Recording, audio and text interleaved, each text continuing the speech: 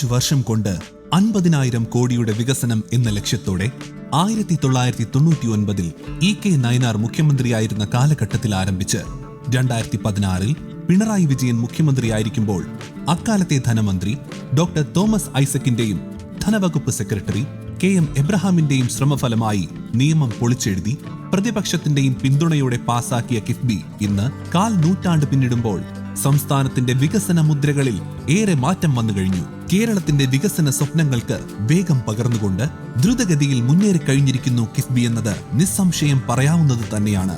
നമ്മുടെ വന്യജീവി സംഘർഷമാണ്, അതിന്റെ ഫലമായി ഉണ്ടാകുന്ന ആൾനാശവും കൃഷിനാശവുമാണ് മലയോര മേഖലയിലെ കർഷകർ അല്ലെങ്കിൽ വനാതിർത്തികളിൽ സ്ഥാപിക്കുന്ന കർഷകർ നേരിടുന്ന ഗുരുതരമായ പ്രശ്നം.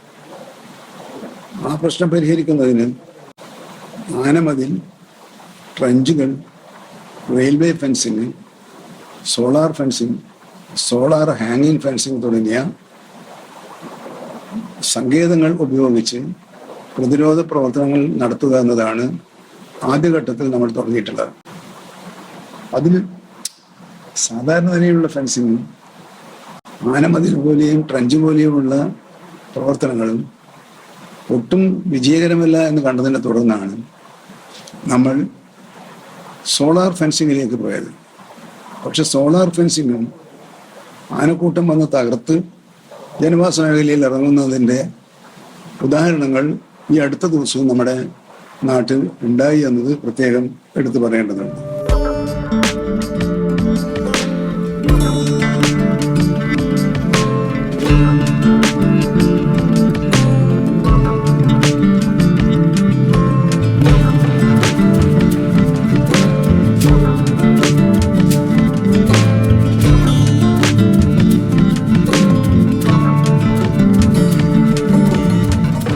ഫണ്ട് ഉപയോഗിച്ച് വനം വകുപ്പിലുണ്ടായ പരിവർത്തനങ്ങൾ അനവധിയാണ്. വന്യമൃഗശല്യം നേരിടുന്ന വനാതിർത്തി പങ്കിടുന്ന മലയോര മേഖലയിൽ മൃഗങ്ങൾ ജനവാസ കേന്ദ്രങ്ങളിലേക്ക് പ്രവേശിക്കാതിരിക്കാനായി 110 കോടി രൂപയുടെ സൗരോർജ്ജ വൈദ്യുത വേലി, പൊതുജന പങ്കാളിത്തത്തോടെ മനുഷ്യരും മൃഗവും തമ്മിലുള്ള സംഘർഷം കുറയ്ക്കുന്നതിനായി 67 കോടി, കോട്ടൂരിലെ ആന പുനരധിവാസ കേന്ദ്രത്തിനായി 82 കോടി, പുത്തൂരിലെ സുവോളജിക്കൽ പാർക്കിനായി 331 കോടി, ഇവയൊക്കെ കിഫ്ബി വനം വകുപ്പിനായി ചിലവഴിച്ച പ്രധാന പദ്ധതികളാണ്.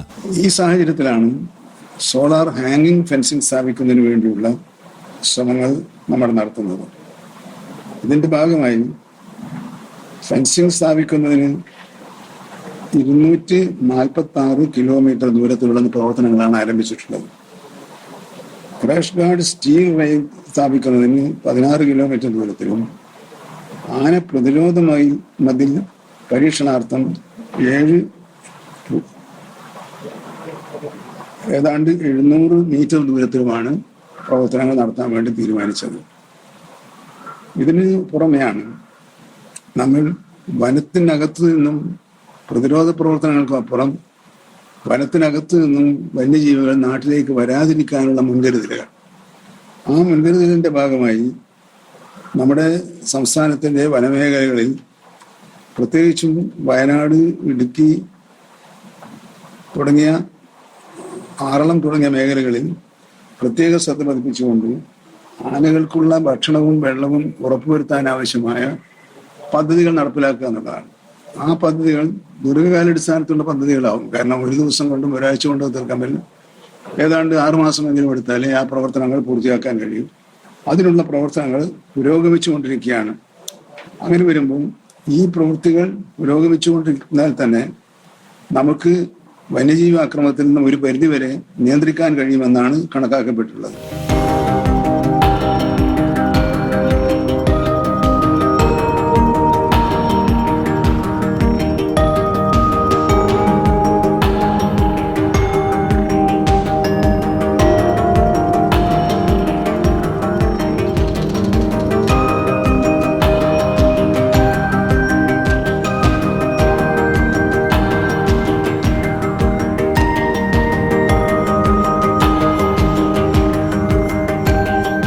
ഇവയ്ക്കെല്ലാം പുറമെ കൃഷി നശിപ്പിക്കുന്ന വന്യമൃഗങ്ങളിൽ നിന്നും ആക്രമണം നേരിടാതിരിക്കുന്നതിനായി സൗരോർജ്ജ വേലി, തൂക്കുവേലി, ആന പ്രതിരോധ മതിൽ, rail fencing, crash guard steel rope fencing തുടങ്ങിയവ വനത്തിന്റെ വിവിധ ഭാഗങ്ങളിലായി 236 കിലോമീറ്റർ ചുറ്റളവിൽ സ്ഥാപിക്കുകയുണ്ടായി. വന്യമൃഗശല്യം ഒഴിവാക്കുന്നതിനായി 634 കോടി രൂപ കിഫ്ബി ഫണ്ട് വഴി അനുവദിക്കുകയും അതിൽ ആദ്യ ഗഡുവായ 110 കോടി രൂപയുടെ ഒന്നാം ഘട്ട പ്രവർത്തനം 2 തരത്തിൽ നടത്തുകയുമുണ്ടായി. അതിൽ ഒന്നാമത്തേത് വന്യമൃഗശല്യം ഒഴിവാക്കുന്നതിനായി പ്രതിരോധ മതിൽ പണിയുകയായിരുന്നു. രണ്ടാമത്തേത് സേനയെ ശാക്തീകരിക്കുന്നതിനായി ആധുനിക തരത്തിലുള്ള ഉപകരണങ്ങൾ വാങ്ങുകയുമായിരുന്നു. കൂടാതെ വന്യജീവികളുടെ ചലനവും സാന്നിധ്യവും നിരീക്ഷിക്കുന്നതിനായി RRTക്ക് 25 വാഹനങ്ങൾ, 50 തോക്കുകൾ, 15 ട്രാൻക്യുലൈസർ, 25 വീതം നൈറ്റ് വിഷൻ ക്യാമറകൾ വാങ്ങുന്നതിലേക്കായി 728 ലക്ഷം രൂപ കിഫ്ബി അനുവദിക്കുകയുണ്ടായി. വന്യമൃഗ നിരീക്ഷണത്തിനായി 3,75 ലക്ഷം രൂപയ്ക്ക് 12 വാച്ച് ടവറുകളും നിർമ്മിച്ചു. 46 ചെക്ക് ഡാമുകളും ഇതിന്റെ ഭാഗമായി നിർമ്മിക്കാൻ തീരുമാനിച്ചിട്ടുണ്ട്. അതുപോലെ തന്നെ സേനയെ ശക്തീകരിക്കാൻ തുടർച്ചയായി ഉണ്ടാകുന്ന അക്രമത്തിന്റെ സംഭവങ്ങൾ യഥാസമയം കൈകാര്യം ചെയ്യാൻ മാത്രമുള്ള RRTകളും ഫോറസ്റ്റ് സ്റ്റേഷനുകളും ഇന്ന് സംസ്ഥാനത്ത് പുതിയ സാഹചര്യം വെച്ച് പരിശോധിക്കുമ്പോൾ പരിമിതമാണ്. അവരെ ശക്തിപ്പെടുത്തണം. ഒപ്പം ആധുനിക ഉപകരണങ്ങൾ നൽകി അവരെ സഹായിക്കേണ്ടതുണ്ട്. ആധുനിക സാങ്കേതിക ഉപയോഗിച്ച് വന്യമൃഗങ്ങളെ സഞ്ചാരം നിരീക്ഷിക്കുന്നതിനായി 10 തെർമൽ ഡ്രോണുകളും 43 സ്റ്റാൻഡേർഡ് ഡ്രോണുകളും 1000 ക്യാമറ ടാപ്പുകളും AI സാങ്കേതിക വിദ്യ ഉപയോഗിച്ചുകൊണ്ട് 267 മുന്നറിയിപ്പ് സംവിധാനങ്ങളും വിവിധ ഡിവിഷനുകളിൽ നടപ്പിലാക്കാനാണ് ഈ പണമെല്ലാം ഉപയോഗിക്കുന്നത്. അങ്ങനെ ഇപ്പോൾ വിഭാവനം ചെയ്തിട്ടുള്ള ഈ പരിപാടികളെല്ലാം നടപ്പിലാക്കുന്നതോടുകൂടി പൂർത്തിയാകുന്നതോടുകൂടി കർഷക ജനതയ്ക്ക് ഭയരഹിതമായി അവരുടെ വാസമേഖലകളിൽ സ്ഥാപിക്കാൻ കഴിയുന്ന സാഹചര്യം ഉണ്ടാക്കാനാണ് ഗവൺമെന്റ് ലക്ഷ്യമിടുന്നത്. ഇതോടൊപ്പം തന്നെ പരിസ്ഥിതിയുമായി ബന്ധപ്പെട്ട പ്രശ്നങ്ങളിലും ശ്രദ്ധ പതിപ്പിക്കേണ്ടതുണ്ട്. ദക്ഷിണേന്ത്യയിൽ തന്നെ ഏറ്റവും മാതൃകാപരമായി പ്രവർത്തിക്കുന്ന ഒരു സുവോളജിക്കൽ പാർക്ക് തൃശ്ശൂർ ജില്ലയിലെ പുസ്തൂരിൽ സ്ഥാപിക്കാനുള്ള നടപടികൾ പൂർത്തിയായി വരികയാണ്. 331 കോടി രൂപയാണ് ഇതിനു വേണ്ടി ചെലവാക്കാൻ അനുവദിച്ചിട്ടുള്ളത്.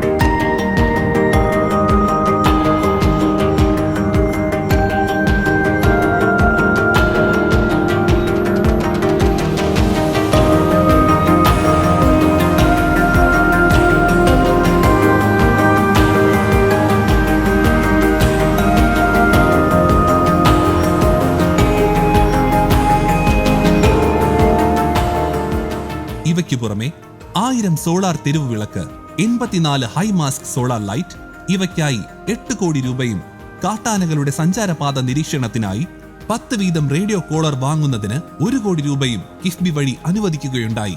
നിലവിലുള്ള കേന്ദ്രം ശക്തിപ്പെടുത്തുന്നതും സേനാശക്തി വിപുലീകരണവും വഴി ഒരു പരിധിവരെ വനാതിർത്തിയിൽ താമസിക്കുന്ന പൊതുജനങ്ങൾക്ക് വന്യമൃഗശല്യം ഒഴിവാക്കി കിട്ടിയിട്ടുണ്ട്.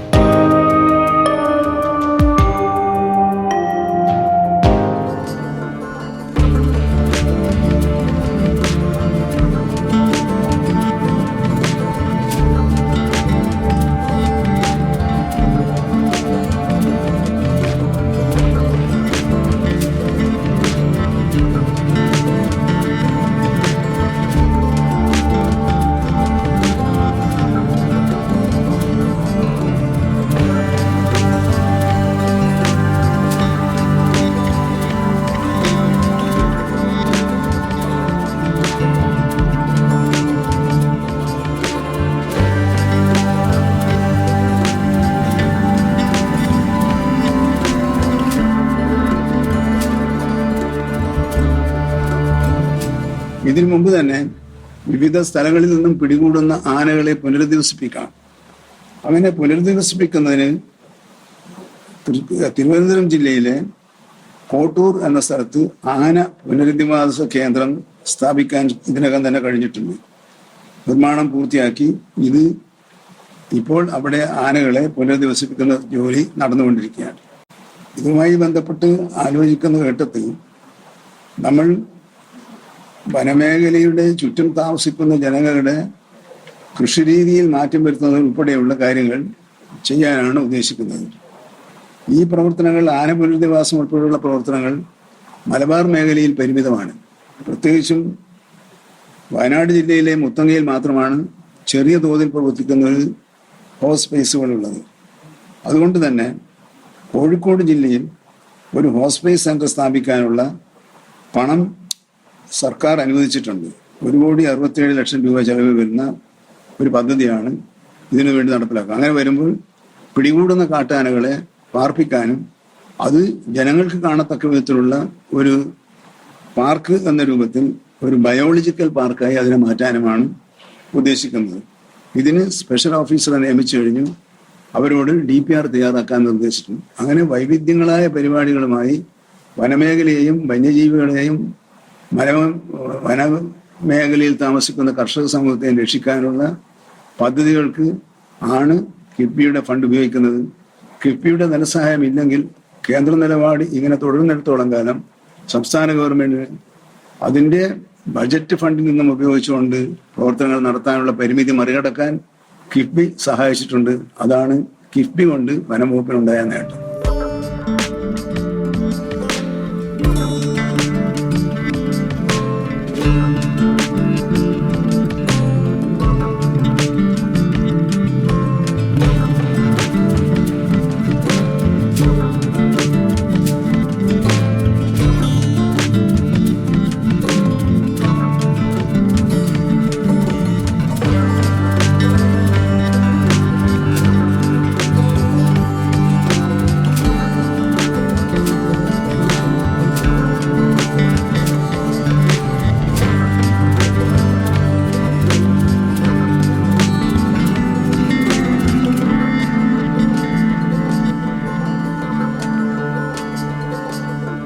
വനത്തിനുള്ളിലെ മൃഗങ്ങൾക്ക് ജലലഭ്യത, ഭക്ഷ്യലഭ്യത എന്നിവയ്ക്കായി 110 കോടി രൂപയുടെ പദ്ധതികളും അനുവദിച്ചിട്ടുണ്ട്. 46 ചെക്ക് ഡാമുകൾ 8 കോടി രൂപ ചിലവഴിച്ച് കിഫ്ബി പൂർത്തിയാക്കിയിട്ടുണ്ട്. ചൂട് വർദ്ധിക്കുമ്പോൾ വന്യമൃഗങ്ങൾ കാട്ടിൽ നിന്ന് നാട്ടിലേക്ക് ഇറങ്ങാതിരിക്കുവാനുള്ള പദ്ധതികളും ഇതിൽ ഉൾപ്പെടുന്നു. കൂടാതെ വനം വകുപ്പിന്റെ സ്വപ്ന പദ്ധതിയായ തൃശൂരിലെ പുത്തൂരിലെ സുവോളജിക്കൽ പാർക്ക് 331 കോടി രൂപ ചിലവഴിച്ച് പണി പൂർത്തിയായി വരുന്നു. വിവിധ ഇനം മൃഗങ്ങളും പക്ഷികളും സ്വതന്ത്രമായി വിഹരിക്കാൻ കഴിയുന്ന ഒരു പാർക്ക് കൂടിയാണിത്.